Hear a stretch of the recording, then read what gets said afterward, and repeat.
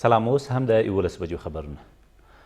د کابل ښار د درېیمې امنیتي حوزې اړوند کابل پوهنتون سویلي دروازې ته نږدې د موټر بم ځانمرګي برید له امله تر اوسه 8 کسان وژل شوي او 33 نور یې ټپیان دي. د کابل د امنیت قمندانۍ ویاند وایي دغه پیښه نن سهار څه باندې 7 بجې رامنځته شوې ده. له دې سره سم د عامې روغتیا وزارت ویاند وایي له دغه پیښې تر اوسه 8 مړي او 33 ټپیان د دوی روغتونونو ته لیږدول شوي دي. دا په داسې حال کې ده چې ټاکل شوې وه نن سهار 8:30 بجې د قضا د سټاج او طبي شورا د کانکور ازموینې د دغه پوهنتون په کتابتون کې د قاضي القضات او د سترې محکمې د مشر د ولسمشر د یو سلاکار د طبي شورا د مشرې او یو شمېر نورو دولتي مسؤلینو په ګډون واخیستل شي.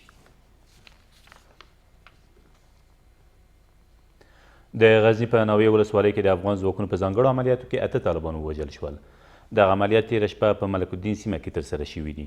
د غزني د والي ویاند زیاتوي په دې عملیاتو کې د طالبانو یو شمېر وسلې او مهمات هم د افغان ځواکونو لاسته ورغلي دي. له دې سره سم د فراه په مرکز کې د یوې نښتې له امله 2 طالبان وژل شوي او 2 نور یې ټپیان دي. دغه نښته تېره شپه نږدې 11:30 بجې په قلعه غلام صدیق خان سیمه کې د پولیسو پر یوې پوستې د طالبانو له برید وروسته رامنځته شوې ده. د فراه د امنیت قمندانۍ ویاند زیاتوي په دې نښته کې 3 پولیسان هم ټپیان شوي دي. ولسمشر غني د کندهار پر امنیت قمندانۍ د طالبانو وسلوال ډله ییز برید وغانده. ښاغلي غني په یوې اعلامیې کې زیاته کړې طالبانو په دې برید سره وښوده چې د جګړې او پر ملکیانو د بریدونو د دوام نیت لري.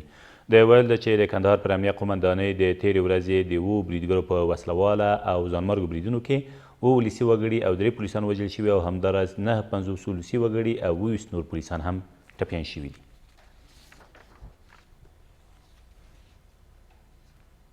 او د هلمند په مارجې ولسوالۍ کې تېره ورځ د افغان ځواکونو چاڼیز عملیات پیل شول. مارجه ولسوالۍ د هلمند یو له مهمو او لویو ولسوالیو شمیرل کیږي چې د تېرو 4 کلونو راهیسې د طالبانو تر کلابندۍ او ګڼې سیمې یې د دوی په ولکه کې دي. د هلمند سیمه ییز مسؤلین وایي په یاده ولسوالۍ کې د طالبانو ترڅنګ بهرني جنګیالي هم تر سترګو کیږي. ویل کیږي تر اوسه په دې عملیاتو کې د یادې ولسوالۍ لپاره د طالبانو د نومول شوي ولسوال حاجي ناصر په ګډون 30 طالبان وژل شوي او دغه عملیات همداراز دوام لري.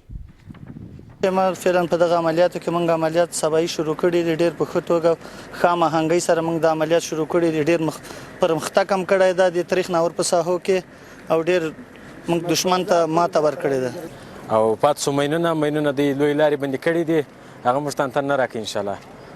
امنیتي ځواکو لاره هېڅ وخت نه ده بنده سوې او موږ دوامداره خپل ماینونه شنډوو او مخ په وړاندې روان یو.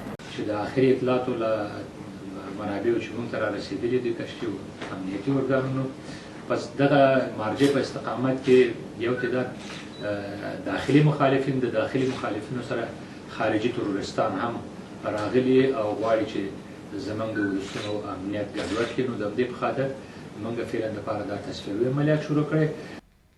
دا تر دې مهاله وروستي خبرونه، تر بیا مو الله مل.